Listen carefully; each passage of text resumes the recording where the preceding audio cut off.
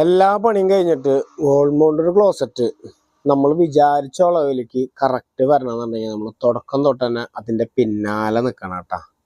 അല്ലാതെ നമുക്ക് കിട്ടില്ല. കാരണം ഒരു ബാത്റൂം എന്ന് പറഞ്ഞു കഴിഞ്ഞാൽ അതിൽ മെയിനായിട്ടുള്ള കാര്യം വോൾമൗണ്ട് ഒരു ക്ലോസറ്റ് ആണെങ്കിൽ അത് തന്നെയാണ്. വേറെ എത്ര ഭംഗിയാക്കിയിട്ടും കാര്യമില്ല. അപ്പോൾ അതിന് നമ്മൾ മുന്നേ ചെയ്യേണ്ട കുറച്ച് കാര്യങ്ങളാണ് ഞാൻ ഈ വീഡിയോയിലൂടെ പറയണത്.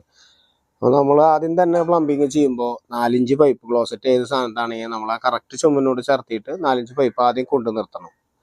പ്ലംബിങ്ങിൻ്റെ അവസാനം നമ്മൾ കോൺക്രീറ്റും കാര്യങ്ങളും ചെയ്യിച്ചിട്ട് ടൈലുകാരെ വിളിച്ചിട്ട് അവരെ കൊണ്ട് മാലിടിപ്പിക്കണം. നമ്മുടെ ക്ലോസറ്റിൻ്റെ അടിയിലെ ഫിനിഷിംഗ് ഫ്ലോറിൽ എത്രയാണോ വരണതെന്ന് വെച്ച് കഴിഞ്ഞാൽ ആ അളവ് അവിടെ ഇട്ട് തരാൻ പറയണം. അത് കഴിഞ്ഞിട്ടാണ് നമ്മൾ അവിടെ നിന്ന് അളവ് പിടിച്ചിട്ട് ഞങ്ങളൊക്കെ 4 പൈപ്പിൻ്റെ സെൻറ്ററിലേക്ക് 24 സെൻറ്റിമീറ്ററാണ് വയ്ക്കുക. ആ ഒരു അളവിൽ നമ്മൾ ഫ്ലഷ് ടാങ്കും കാര്യങ്ങളും സെറ്റാക്കി കഴിഞ്ഞതിന് ശേഷം നമ്മൾ നമ്മുടെ ഉത്തരവാദിത്തം അപ്പോഴും കഴിഞ്ഞിട്ടില്ല കേട്ടോ. നമ്മുടെ നേതൃത്വത്തിൽ തന്നെ കട്ടപ്പണി നടത്തണം.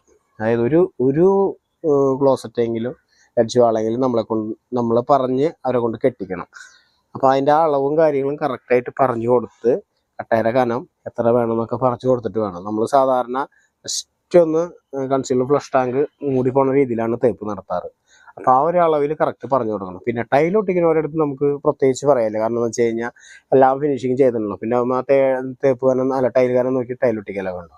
ഇതേപോലെ കറക്റ്റ് കാര്യങ്ങൾ ചെയ്യുകയാണെന്ന് വെച്ച് കഴിഞ്ഞാൽ നമ്മുടെ എല്ലാ പണിയും കഴിഞ്ഞിട്ട് അതിലിരിക്കുമ്പോൾ നമുക്കെല്ലാം പിടിപ്പിക്കുമ്പോൾ തന്നെ നമുക്ക് തന്നെ മനസ്സിന് സന്തോഷമാണ്. അപ്പോൾ വോൾമൗണ്ട് ക്ലോസറ്റും കാര്യങ്ങളും പിടിപ്പിക്കുന്നവർ നന്നായി ശ്രദ്ധിക്കുക.